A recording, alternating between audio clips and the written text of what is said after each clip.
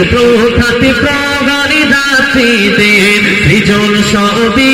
তব অধীন তুমি অনন্ত তুমি অসীম আল্লাহ গো আল্লাহ আল্লাহ গো আল্লাহ আল্লাহ গো আল্লাহ আল্লাহ গো আল্লাহ আল্লাহ গো আল্লাহ আল্লাহ গো আল্লাহ আল্লাহ গো আল্লাহ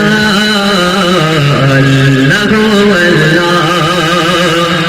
ছোট পিপিলি তার আওয়াজ শুনিতে পারো তুমি প্রভু ছোট পিপিলি তার আওয়াজ শুনিতে পারো তুমি প্রভু সাগরের বিশাল তিনিকে আগার যোগাও হরি গো আল্লাহ গো আল্লাহ আল্লাহ গো আল্লাহ আল্লাহ গো আল্লাহ আল্লাহ গো আল্লাহ আল্লাহ গো আল্লাহ আল্লাহ গো আল্লাহ আল্লাহ গো আল্লাহ আল্লাহ গো আল্লাহ কোরআন শরীফের মধ্যে একটি সূরা নিয়েছেন যে সূরার নাম হলো সূরা রহমান আর এই সূরা রহমানের মধ্যে একটি মাশহুর আয়াত আছে প্রচলিত আয়াত সেই আয়াতটি হলো ফাবি আইয়ি আলাই রাব্বিকুমা তুকাজ্জিবান বলো হে আমার বান্দা সকল তোমরা আমার নিয়ামতের মধ্যে থেকে কোন নিয়ামতকে অস্বীকার করতে পারো একটা খুঁজে বার করিয়ে দাও কিয়ামত পর্যন্ত কেউ পারবে না ইনশাআল্লাহ কবি লিখছেন শুনুন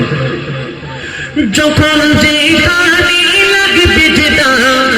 সেভাবে সাজানে জগৎটা যখন যে কানে লাগবে যেটা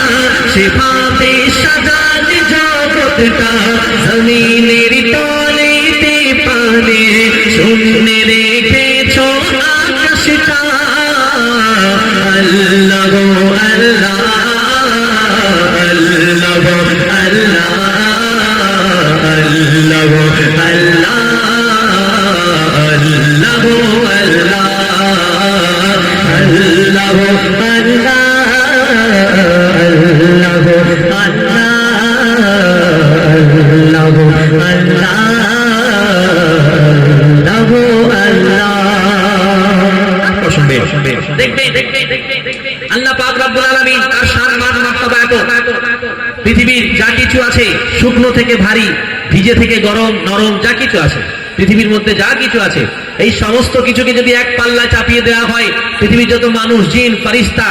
18,000 মাখলুক যা কিছু আছে সব যদি এক পাল্লায় চাপিয়ে দেওয়া হয় আর একটা সাদা কাগজে যদি লা ইলাহা ইল্লাল্লাহ বলে অপর পাল্লায় চাপিয়ে দেওয়া হয় আল্লাহর শানে ইজ্জতের কসম ওই লা ইলাহা ইল্লাল্লাহ লেখা পাল্লাটা ভারী হয়ে যাবে সবাই বলি সুবহানাল্লাহ আল্লাহ পাকে এত মার্তবা কবি ছন্দের মাধ্যমে লিখছেন শুনুন সাগরের পানি টানি করে লিখি যদি তব গুণগান লেখা শেষে হবে না জানে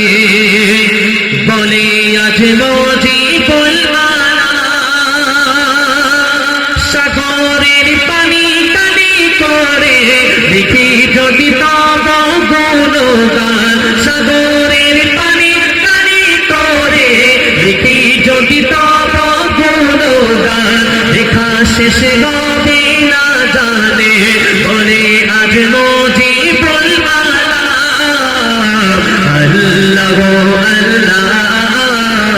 আল্লাহ গো আল্লাহ আল্লাহ গো আল্লাহ আল্লাহ গো আল্লাহ আল্লাহ গো আল্লাহ আল্লাহ গো আল্লাহ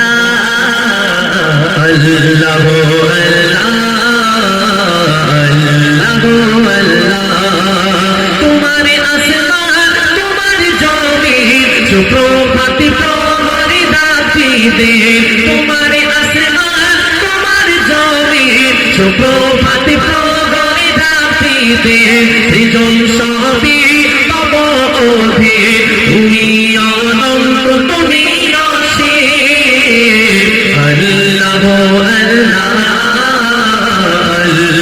আল্লাহ আল্লাহ